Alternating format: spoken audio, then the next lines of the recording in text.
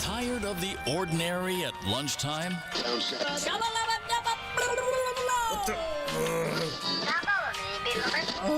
Why not try something smart to chew on? The Lunchroom on RCI, Monday to Friday, 12:45 to 2 p.m. The Lunchroom. Informative, enlightening, provocative, engaging. The Lunchroom on RCI. Food for thought. The station that gives you, more lunch.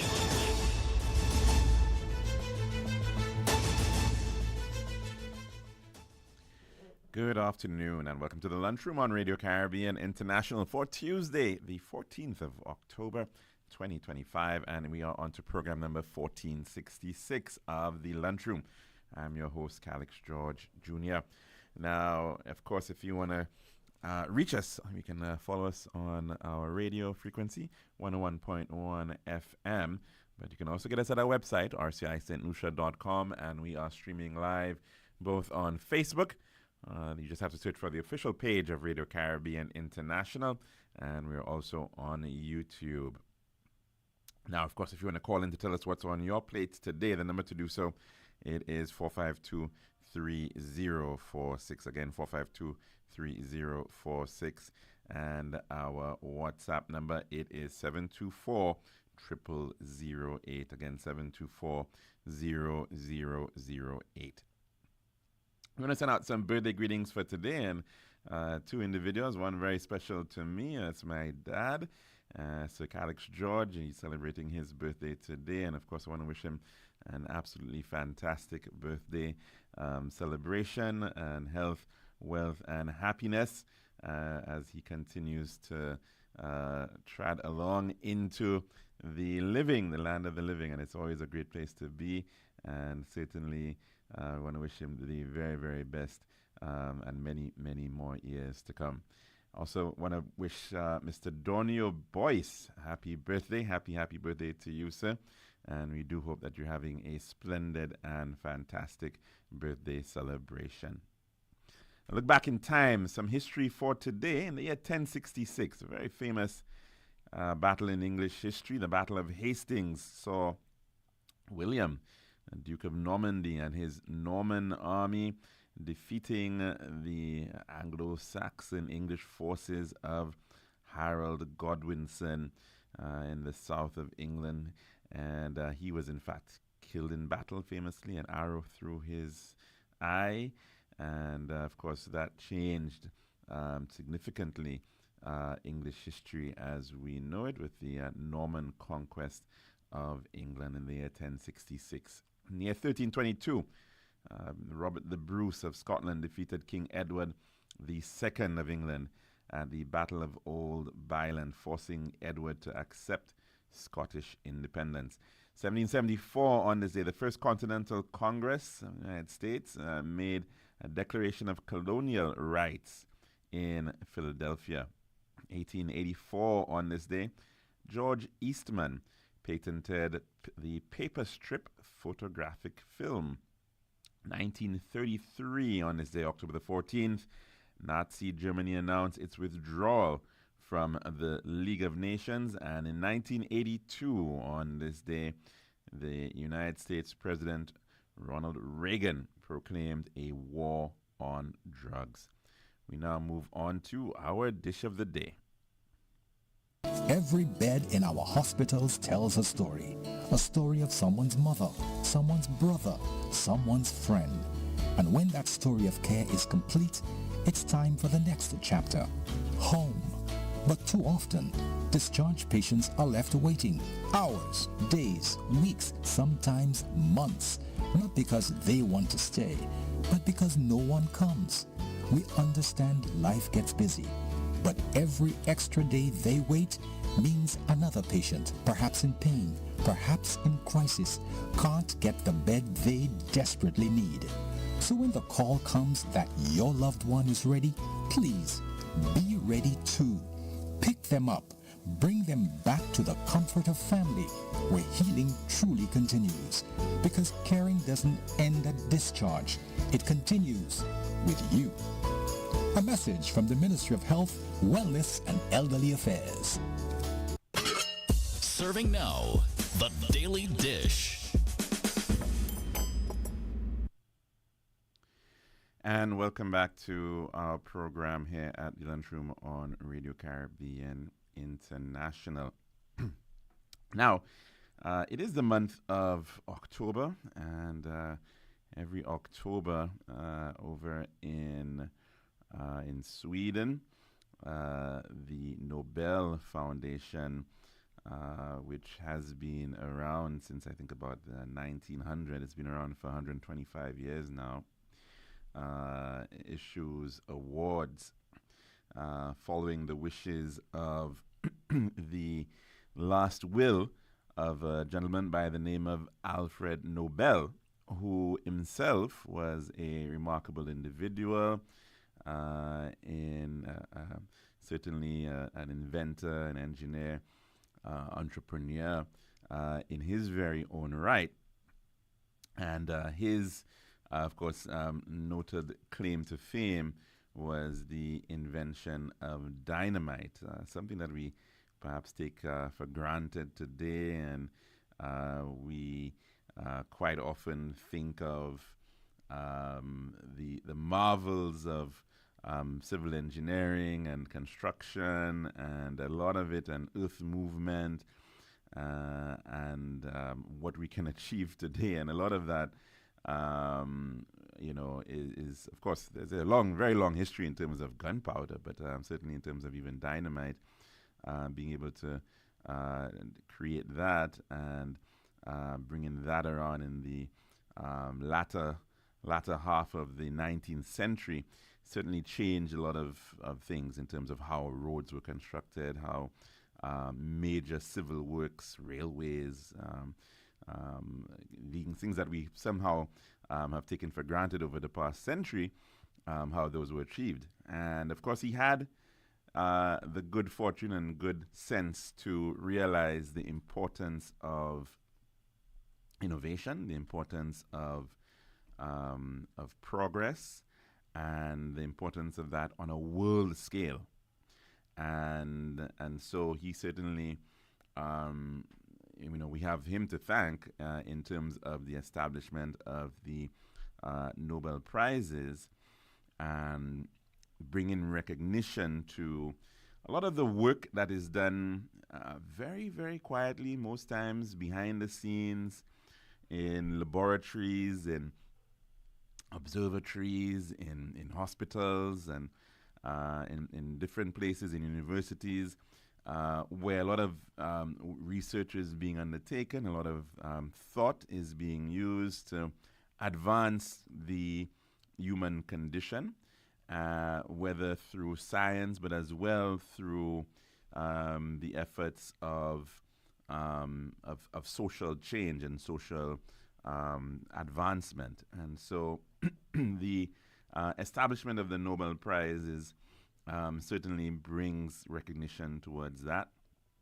And so, of course, thanks to the caller yesterday for reminding us that it's important that we take some time to look at what is in fact being done in this regard. And of course, we here in St. Lucia, one of the things that, well, we both have different things, and one of them, we hear that the recent tagline is let her inspire you, and we've quite often championed the fact that we're one of the few countries in the world that's named after a woman, although there are some slight, I suppose, points that could be made to say that we're not the only one. Some of the countries actually do have names that come out of very old stories as well in very similar ways. So like Ireland, for example, Ira is actually coming out of a female name. But certainly here in St. Lucia, that's one of the things that we boast about. And we also boast about the fact that we have been able to claim 2 Nobel Prize winners. And of course, they are Sir William Arthur Lewis and Sir Derek Walcott, both being born here in St. Lucia 15 years apart in Castries in 1915, January the 23rd, 1915, for Sir Arthur Lewis, and January the 23rd, 1930, for the twin brothers, Derek Walcott as well as Roddy Walcott, being born on that day. And of course, they've brought us great pride in terms of the recognition that they have achieved through this achievement of winning the Nobel Prizes in the economic sciences as well as in literature, respectively. That being said, I was actually just having a conversation with a good gentleman I know, and he was pointing out, and I can't remember how the conversation started, but something about the effect that really a lot of people of the new generation, I guess you may want to call them the Gen Z generation and Gen Alpha and whatnot, a lot of them don't really know the contributions of these gentlemen and people like them, that pantheon of individuals who went about, changing the world, went about placing St. Lucia on the world by their own personal achievements. And he was pointing out that a lot of people, for example, they know the name. There's a name recognition when it comes to Sir Arthur Lewis, and they can, of course, make that brag regarding Sir Arthur Lewis and Sir Derek Walcott, but it still is fairly a superficial understanding of what they in fact achieved and how significant their achievement is to a country like ours and to the world. And in the case of Sir William Arthur Lewis, if you look at his contribution at a time, of course, when he was, in fact, desirous of studying engineering, ended up going on to study economics, or commerce, not even economics, but commerce, because, again, the race barrier at that time did not encourage him to, or want him to go into study of engineering, and so he ended up doing commerce.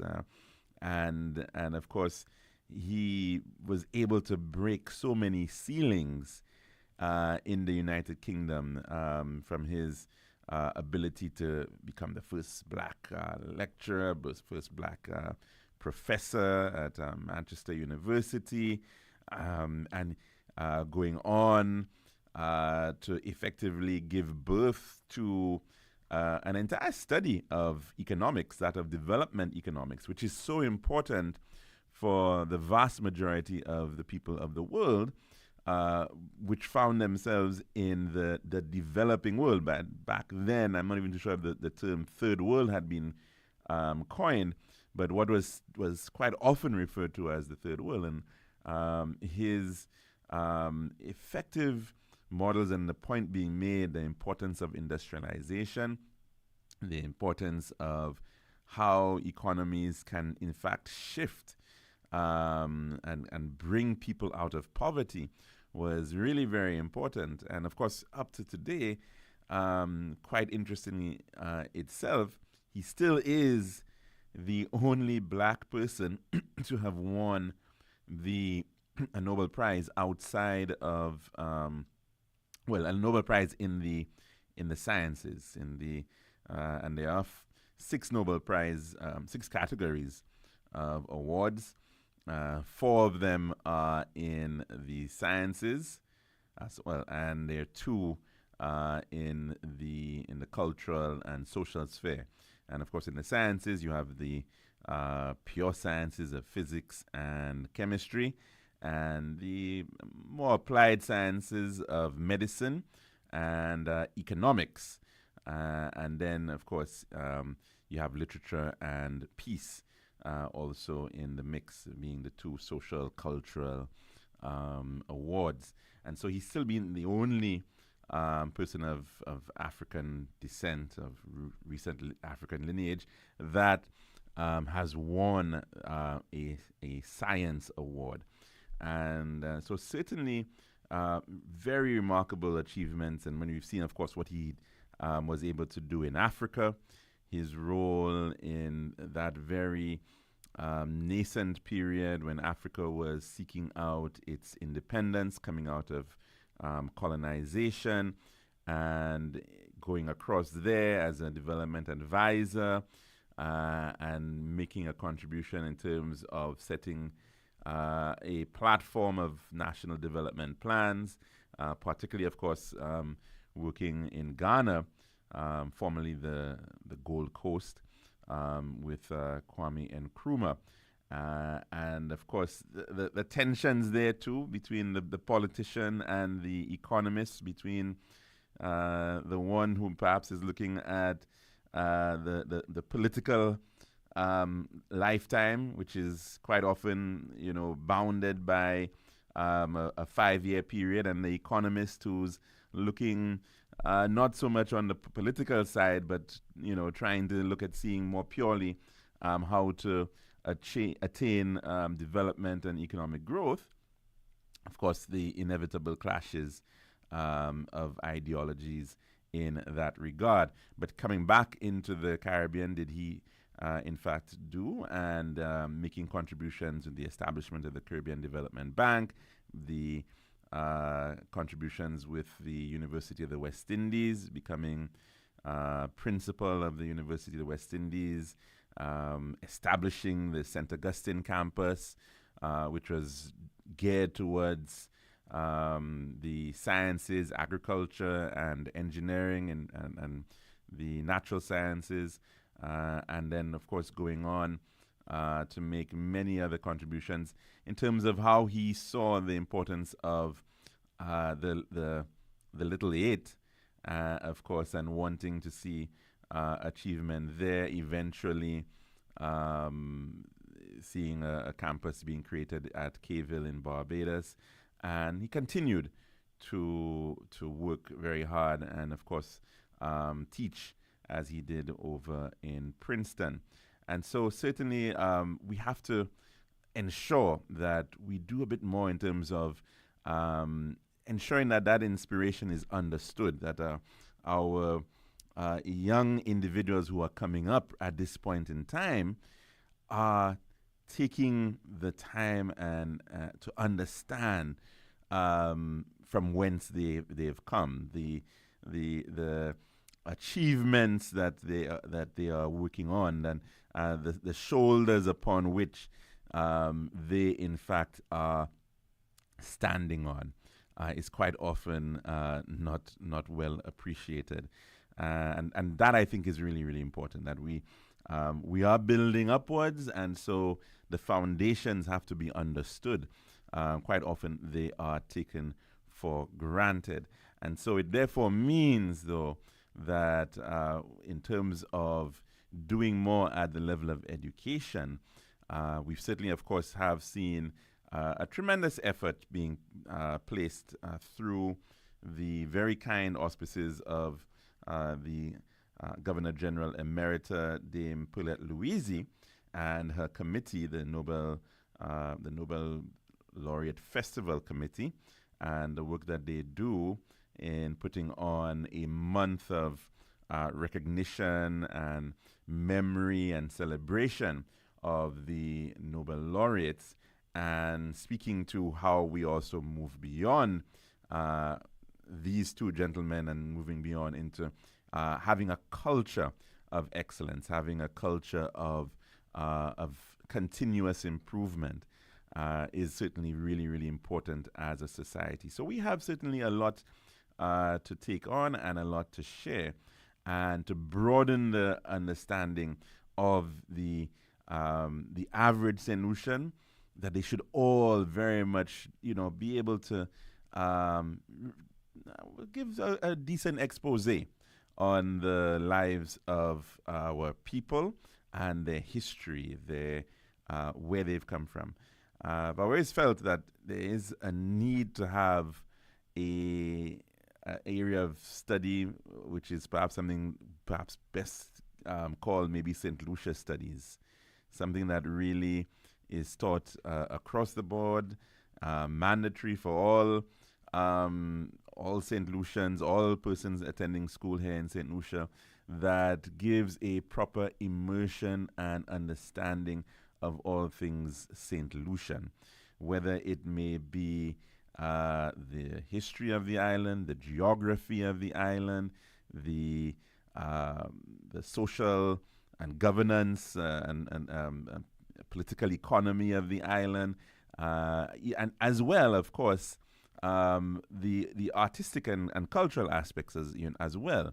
Make sure you can maybe dance some traditional dances. Maybe you've got to have some level of appreciation of St. Lucian music, have some appreciation of a St. Lucian play, and put it all together and ensure that it is really infused as a subject, but also as a cross-cutting element within the curriculum, so that really individuals are coming out with a good and proper understanding of themselves, because that is certainly, understanding oneself is critical to understanding the environment that you exist in and the world that you find yourself in and what you can offer to that world. So, and of course, in terms of pride and building self-awareness, it's also very important in that regard. So that task is certainly important,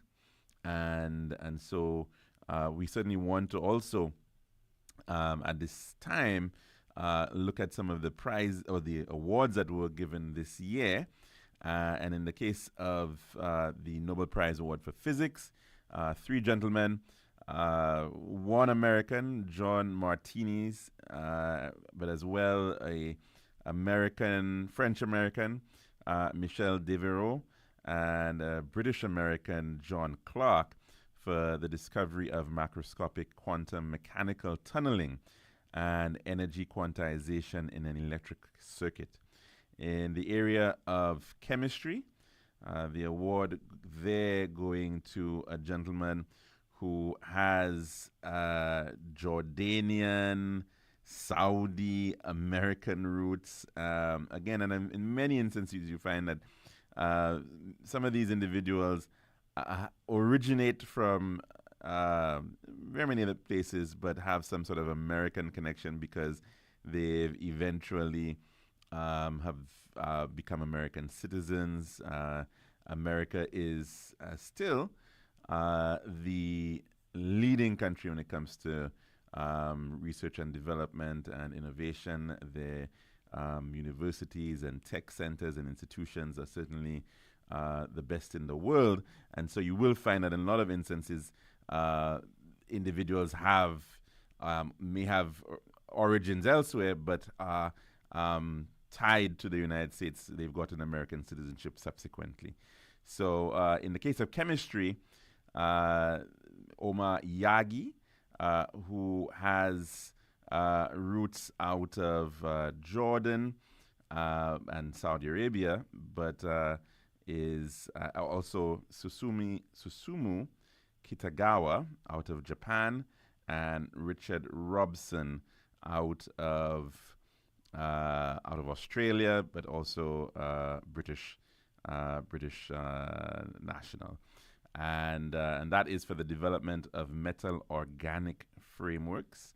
And again, in both those two instances, the importance we're seeing of work that is being done by multiple institutions, multiple countries, and it really shows the breadth of and the ubiquity of research, scientific research.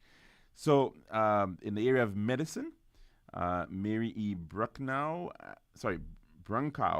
as well as Fred Ramsell of the United States and Shimon Sakaguchi of Japan, for their discoveries concerning peripheral immune tolerance.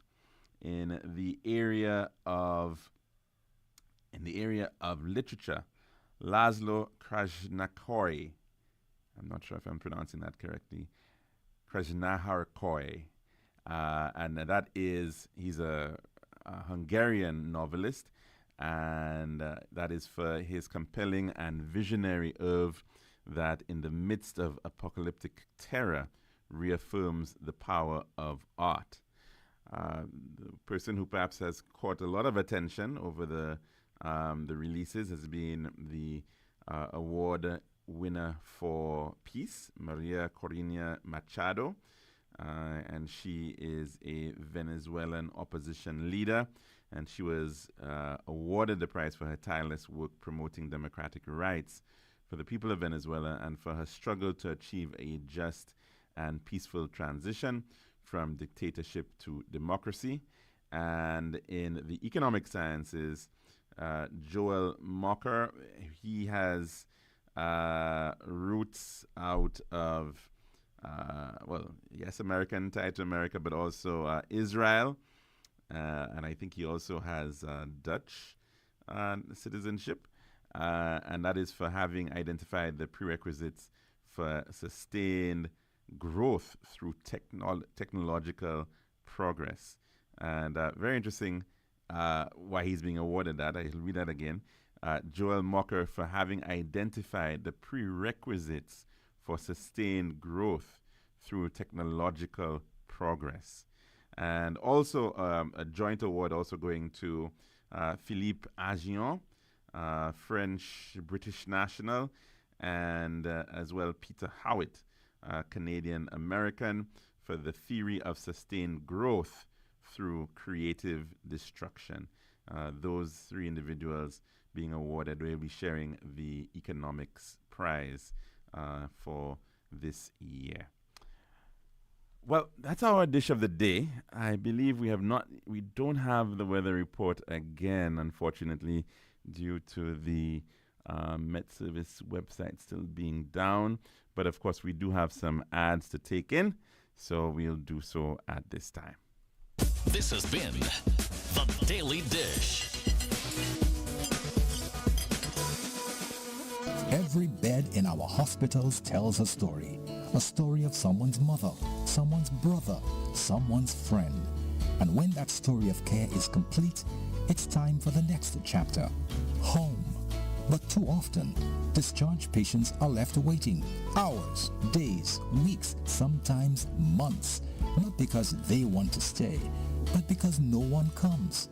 We understand life gets busy, but every extra day they wait means another patient, perhaps in pain, perhaps in crisis, can't get the bed they desperately need. So when the call comes that your loved one is ready, please be ready too. Pick them up, bring them back to the comfort of family, where healing truly continues. Because caring doesn't end at discharge, it continues with you. A message from the Ministry of Health, Wellness and Elderly Affairs. Girl, I've been so stressed searching for the perfect tiles to complete my home. Really? Yeah, it's always the same white, beige, and gray tiles with these tile stores. Like they're all buying from the same place. You're the design expert. Help me, please. I'm fed up. What are you looking for? Something different. Something that says Caribbean beauty and suits my personality. Something vibrant and classy with a little razzle-dazzle. Okay, Ms. Razzle Dazzle, I know just the place. Island Style Tile and Bath, they're my #1 store for everything tile. And with their new In Living Color collection, you'll find the most gorgeous styles to give you that splash of Caribbean flair you're looking for. That sounds perfect. I'll even take you myself and throw in a free design consultation. I'll never say no to that, sis. I can't afford you anyway. Visit our Island Style showrooms in Castries, Rodney Bay, and View Fort, or call 450-452 or 453 Tile. We'll help bring your vision to life in living color.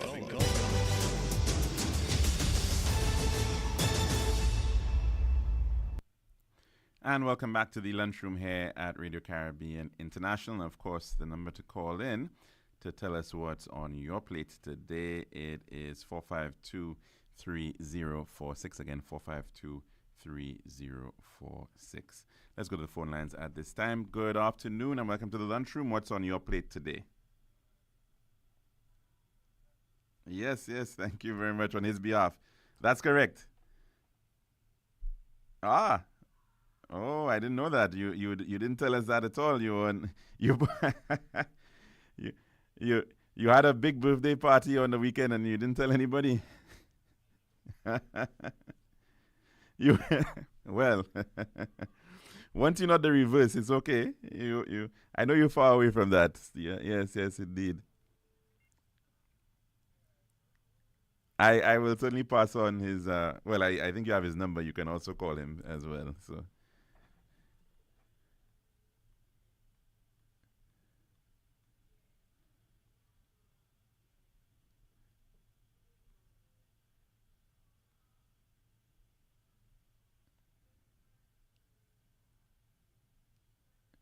Oh no, sorry about that. Yes, that too. Definitely, yes, yes. I meant to get there, but it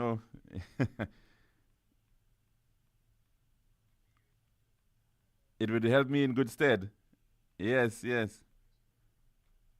No, not at all. I agree.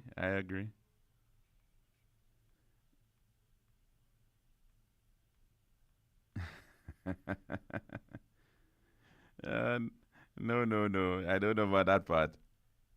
Hmm?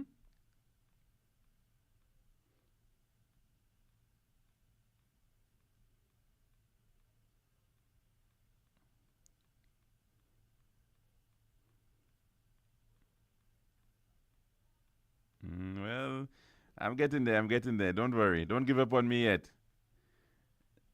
You have to. Yeah, oh, that's true. That's true. That's well. That's why we have to teach it, and we have to ensure that you have the. Hmm. Well, I can't be practicing it on air, caller. So don't worry. we, no. That's when I'll end up like Chasney with Deraso and Monchi and what was the latest one? What is the latest one? I think from Dominic Lacoudi. You wanted to say Ikui. You wanted to say Ikui. Yes, Lacoudi. I don't. Yes, Mr. Yes, indeed, Mr. Fede.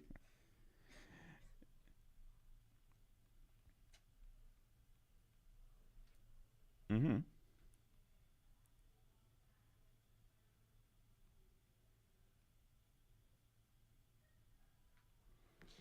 Yes. Are we here? We listening to you?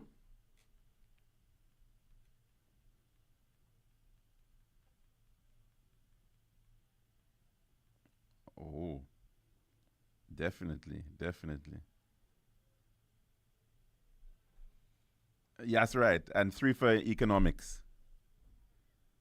Yes, but but there were two separate. There was one individually in his own right, and there was another where there was a shed.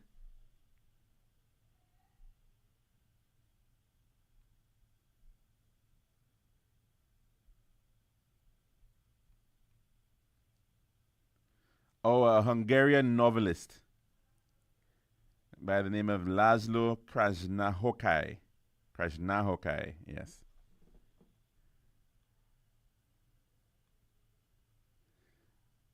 Well, if Venezuela considers itself third world, I don't know about that. Um, Venezuela used to be the richest country in Latin America, eh? And it's still yes, exactly, in terms of the wealth it has.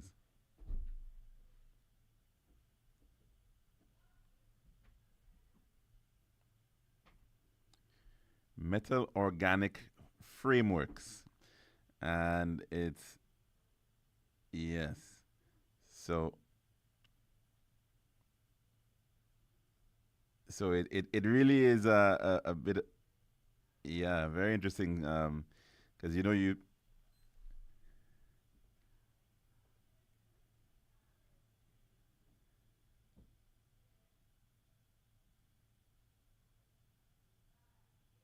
mm,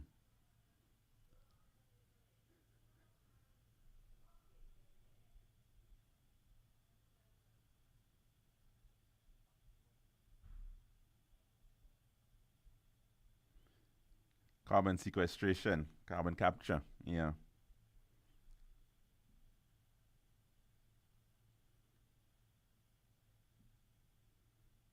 Mm-hmm.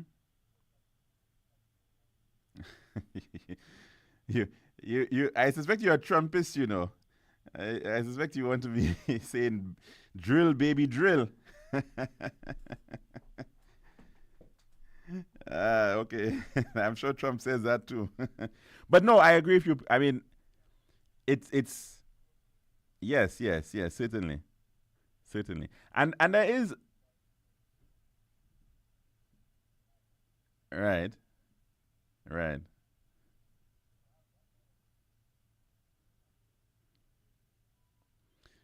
No, it is a major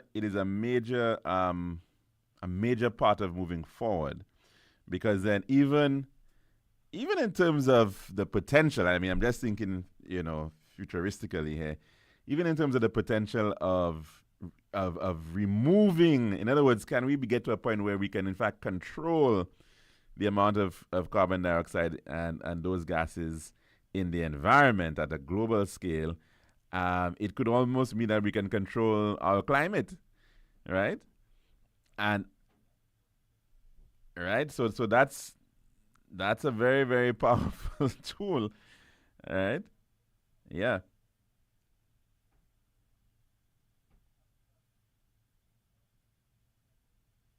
yeah, yeah.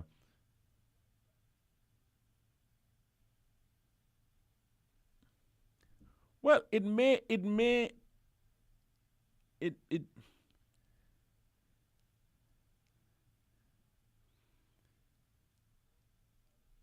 possibly.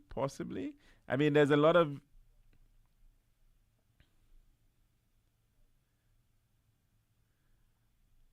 look at an area like nuclear physics and nuclear energy, and we've been dependent on nuclear fission as a technology. And now the possibilities well, I mean, even that is getting better because you have micro reactors. So that has changed, who could potentially be utilizing nuclear power. A small country like St. Lucia.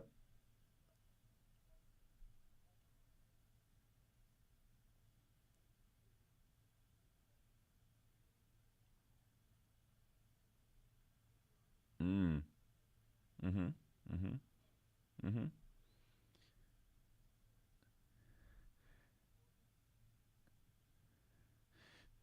Yeah, so I mean, the reality, I know what you're trying to say, that will a lot of the efforts at renewable energy become sort of, well, put into a sort of a position where they might become defunct, that they will no longer become relevant to our path forward in terms of energy. You never know. There's a possibility. I mean, technologies change. Sometimes things, come about and.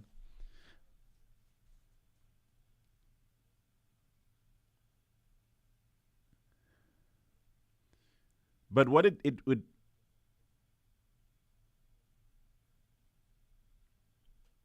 yes, yes, yeah.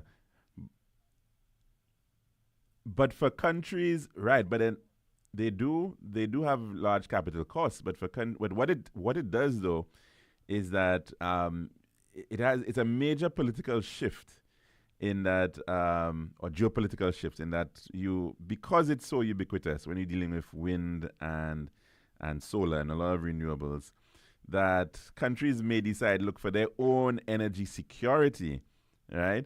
We don't want to go back into a situation where we are dependent on the our all our energy being imported and coming from countries, right? So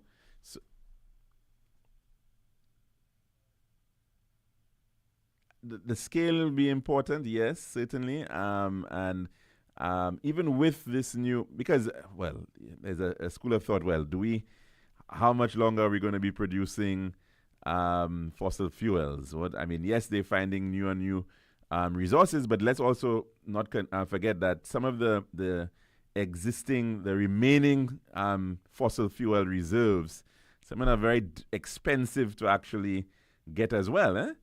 So, because they're going deeper into deeper water, more challenging as well. So,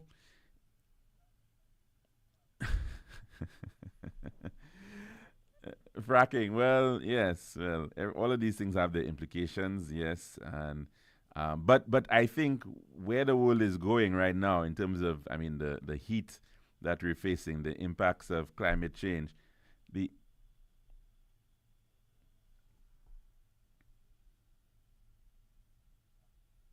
yes, lithium. Sorry. Yes, no, there are there. Yes, and how some of the it it can be. It certainly can be, and there's been an issue with yeah, in all instances you have implications, like even the wind vanes, the wind turbines, these large, when they're decommissioned,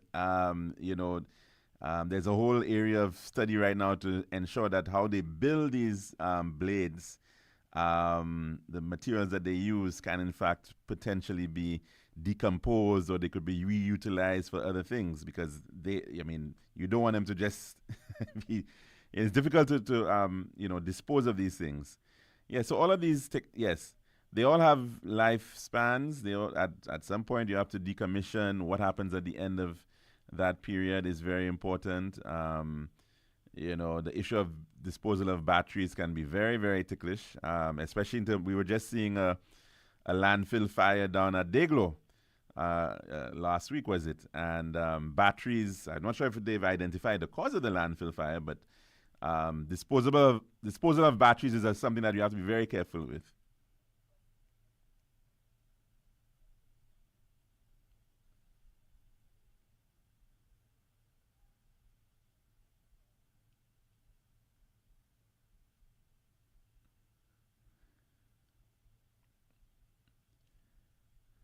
Oh yes, oh yes, oh yes. Well, you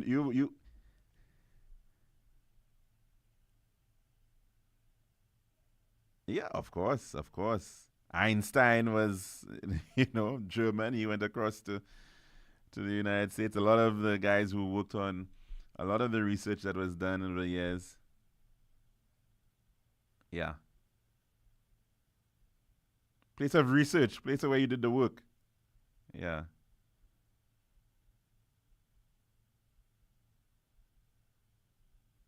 Yeah. Yeah. Yeah. Yeah. Okay. Take care, caller. Thanks very much for that. Will do so. Thanks. Thank you very much. Yes. And of course, the number to call in to tell us what's on your plate today, it is 452-3046. Again, 452-3046. And of course, well, over in Trinidad today, I think was it today or the 13th? It was yesterday, I believe it was actually. They had the first budget of the new UNC government was presented. That budget statement for the upcoming year, 2026, this current financial year, 2025-2026, was presented by Devendradat Natanku, Minister of Finance over there. And of course, a country that is in a very interesting situation in terms of trying to diversify, trying to have less reliance on oil and gas. Of course, also trying to find new opportunities for oil and gas, partnerships with Venezuela possibly, but also, of course, looking at a number of other developmental issues over there. And some of the very interesting actions being announced that seem to mirror policies that are already in play right here in St. Lucia. I think one of them being a period poverty intervention being announced. And just to read that section on page 202 of that statement, period poverty continues to undermine the health and educational opportunities of many women and girls in Trinidad and Tobago. Women and girls impacted by period poverty struggle to afford menstrual hygiene products. To this end, I propose the following strategic interventions to address this socio-economic issue. The Ministry of Finance and the Ministry of People, Social Development and Family Services will collaborate to establish a women's health fund. The government will provide an initial seed capital of $5 million. We will also partner with other stakeholders to ensure the sustainability of this initiative. This fund will be used to launch a pilot program to provide distribution of free menstrual kits in educational institutions and provide education and sensitization on menstrual health for various groups, including men and boys, to foster inclusivity and dismantle stigma. A tax incentive will be provided to encourage individuals and corporations to contribute to this fund. And of course, that he said this will start in January of 2026. And of course, right here in St. Lucia, not too long ago, there've been certain efforts at fighting the same challenge. Of course, a couple of years back, you'd recall removal of VAT on sanitary products, and that was in fact reconfirmed in August of this year as well. Support coming very similar to this program, support for schools to be able to provide products as well to girls at school. So I hope that the hopeful candidate for Castries Southeast, Mr. Guy Joseph, is taking note and has read that aspect because he did create quite a stir talking about this issue. But it's never too late to learn, and perhaps he has in fact come on board in that regard. Also, subsidy on LPG, of course, that's a very similar thing that exists right here in St. Lucia. And also a return of the laptop program. You'd recall that was, again, a very similar type of situation where one government starts a program, the laptop program being, for example, and then we saw that it got shelved. We even heard lines like Kigain Kiasa, and you know, people cannot eat laptops. But now, of course, we've been seeing that every child in a secondary school now has a laptop, which is in fact being provided to them from first form. So originally, remember when that program was started under the Kenny Anthony administration, they had started off with Form 3 students, and the idea of you would have it for your CXCs as you move into the fourth and fifth forms.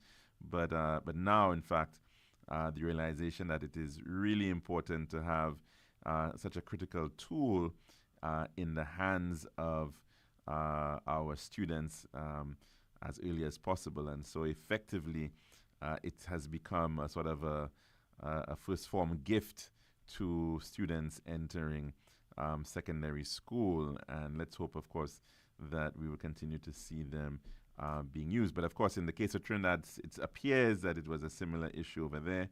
And so the program also being reintroduced by the current administration here. So very interesting parallels. And I suspect that the government here will be perhaps patting themselves on the back, saying, hey, well, you know, we already did this and we already done that. And, you know, so we're kind of ahead of Trinidad and Tobago in some regard.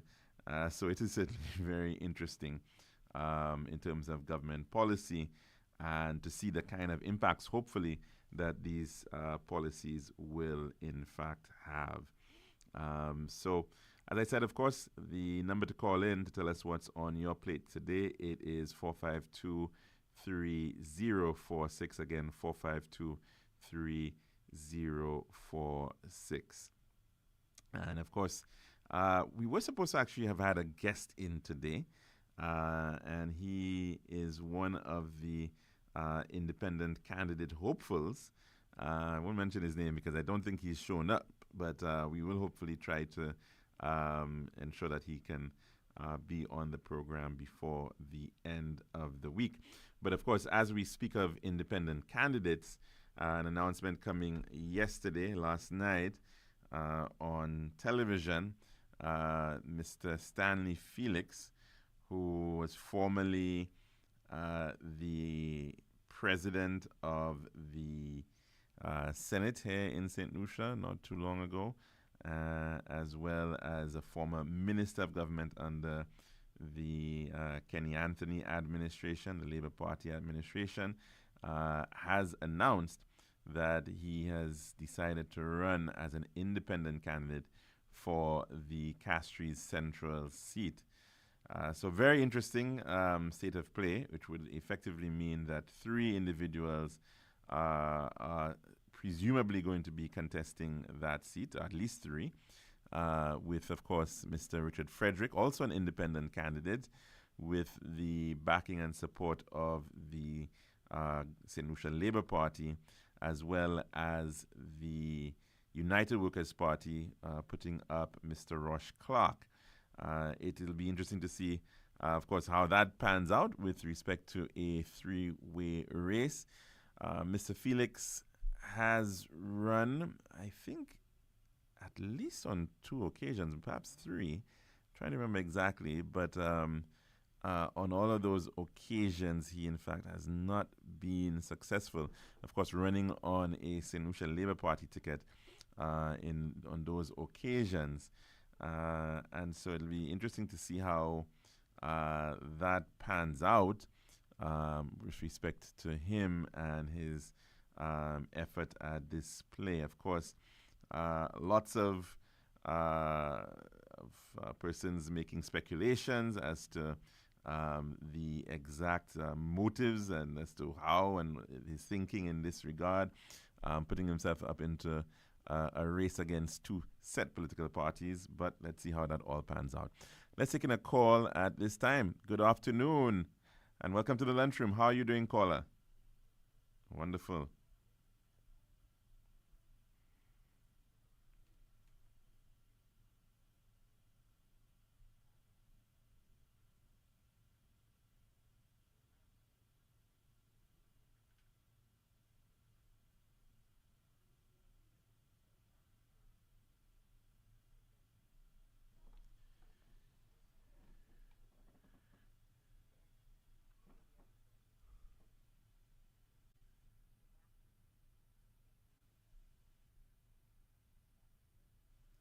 Right.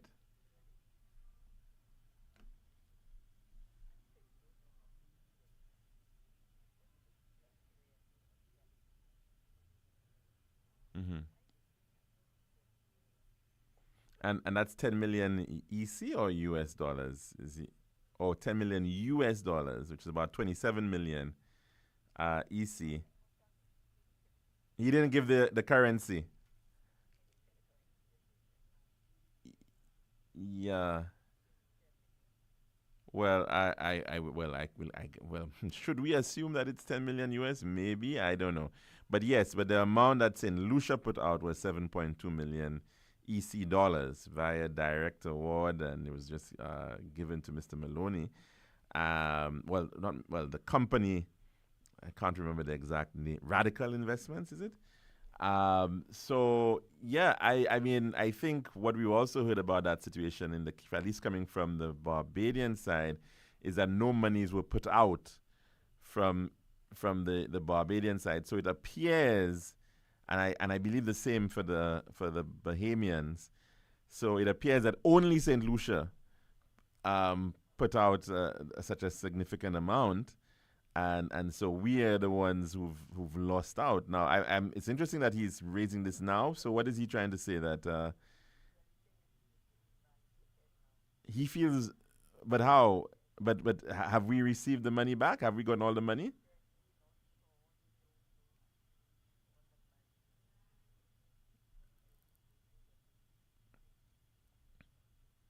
Yeah, but money also has a time value, eh? Money has a time value. So this is like almost 5 years on. We've been out of pocket for this amount of money, I think part of it was repaid. I think there was a 2.5 or something like that. There was an amount repaid, I think, or refunded, but still we have not in fact been able to get. And remember that amount of money was almost the same amount that had been given by government for support. Remember the support to vendors and they were supposed to have provided support, and it was only about that amount that was given. Could you just imagine, at least if he had another $7 million available, that money could have gone towards St. Lucian's receiving the support. It was only afterwards, I think, there was some other program that the current administration got, which gave some $1,500 to persons who never got support during COVID. So again, I'm not sure how he might feel in any way vindicated by this whatever announcement he's making reference to.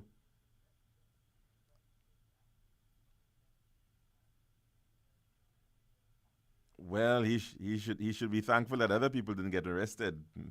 So I don't know. I mean that is I don't know that is necessarily anything comforting about that situation.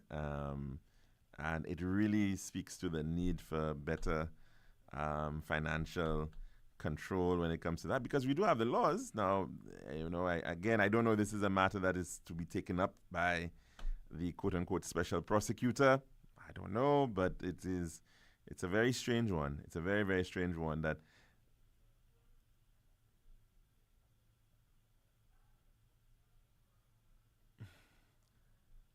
yeah, well, because somebody maybe in the respective treasury decided, hey, no, we're not paying yet. We're waiting until we can get a confirmation on the products and all of that. So somebody was doing their job probably, and that's why they never ended up paying.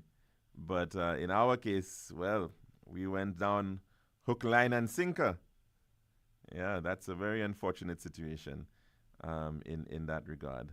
The COVID days, but and lessons to be learned, right? Yes. Well, I'll thank you very much on his behalf. And of course, do have yourself a wonderful day. All right, take care, caller.